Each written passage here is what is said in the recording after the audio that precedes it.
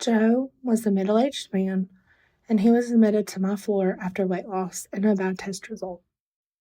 I walked into his room, and I couldn't help but laugh.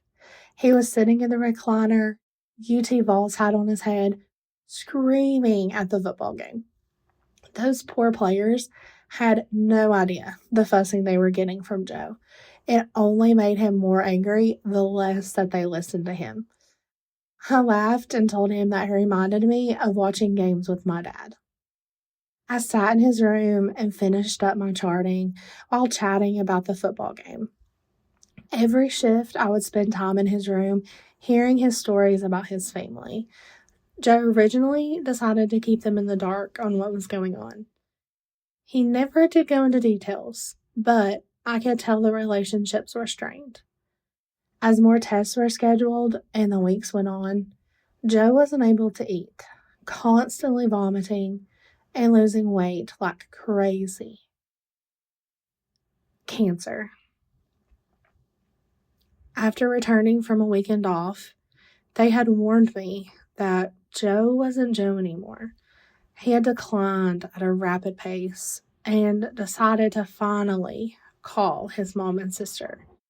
When I went in to see him, he woke up and he said, "Hey, there's my girl. I knew you'd be coming back soon."